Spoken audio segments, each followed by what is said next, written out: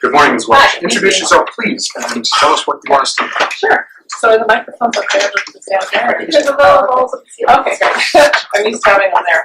So my name is Maureen Welch. Thank you. It's good to see you all again. And there's a few new faces that I haven't been able to meet before, so I appreciate that. I'm not going to comment on the rule packets. I'll do that later. But I wanted to comment a little bit in general about two issues. One is just the level of anxiety and concern around the lack of clarity in a lot of these things. And even today, as you were speaking, my anxiety level was going up because if you all, being so intelligent and understanding of human services, are still confused, imagine how people in the community feel. It's very unclear. The fact that people can't see the actual investigation for the court order makes it even more secret, and that's why we're calling it the KGB. We're calling APS perpetrators because we have no idea what they're doing. We have no idea where they're operating because the process isn't clear. So that flow chart that Mindy made, I think is helpful in some ways, and that's something that I asked her to do because I think presenting it visually for a lot of people is more easy. But I really think that the state board needs to look at the civil rights violations that are going on. Martin Luther King's assassination was just recent. Same month I was born, I just turned 50. And I'm concerned about the lack of civil rights for this community. We're stripping people of civil rights.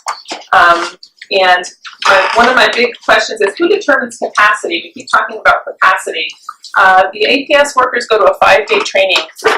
Are they legitimate to review medical records? Are they able to speak to a person to determine if they're processing? My son doesn't speak. How do they determine him?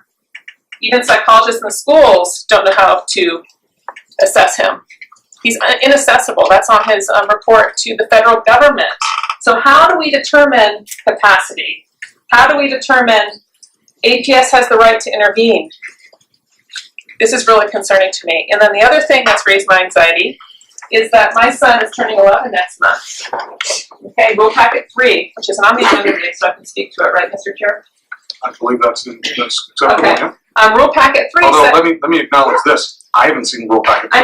I know. Well, it contributes to the overall anxiety. Thank you. I've had some nightmares lately because we went to the stakeholder meeting that Mindy was kind enough to organize and her staff. And I learned that people can be charged with, or substantiated, I shouldn't say charged, substantiated as young as 11 years old. So we're talking about giving minors a label of substantiation. That to me is extremely concerning from a civil rights perspective. And being a former recovering teacher myself, and a parent of 3 boys who are quite rough because they're little boys, I just don't think that's an appropriate thing for APS to be getting involved with. There's too much gray area there. And I'll close so that other people can comment.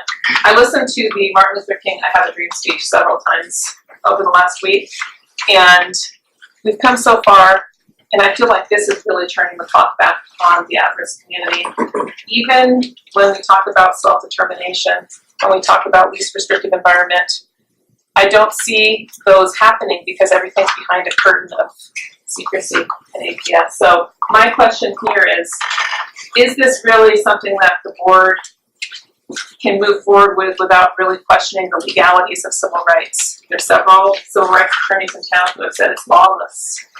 There's not enough due process. There's not enough notification of individuals. No one is notified when the case is open. When an investigation starts, no one knows. That leads to that anxiety.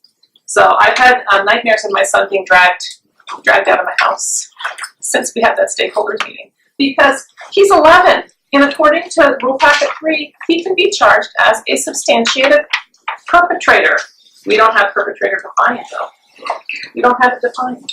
I'm very concerned. So I'm coming here. I've had many conversations with parents who are too afraid to make public comments. So I just want to tell you that unlike what Director Vika said in front of the JDC, which I personally found quite offensive, that there's just a couple of advocates causing all these problems and putting the pause on this whole issue. It's more than a couple of advocates. I have thousands of people on my newsletters. I hear from hundreds of them. But the fear is so great in our community. So great. So please, I really respect all of you. I appreciate the efforts that the department has made in doing the stakeholder meetings. I really appreciate the fact of the public comment being open. I see a lot of efforts being made to become more transparent. But those are actually not extras. Those are things that every democratic state and department should be doing, is having access for individuals, having ability to go to a meeting and get minutes. They created an actual website where we can actually see the minutes and agendas online. It's shocking. It used to be you have to be in the department and go through a portal. That's open records law. Okay, having that transparency is really important, and that brings down that anxiety. So let's keep working on bringing down the anxiety. Let's press the pause button on all this APS stuff until we really understand it and we make sure civil rights are protected. And I know we have an assistant AG here, but I'm very concerned that civil rights attorneys are looking at these and saying, no, this isn't going to fly in a court of law. And I know this is an administrative department, but it can be taken to a court of law to be questioned. So thank you very much, and I'll pass the baton to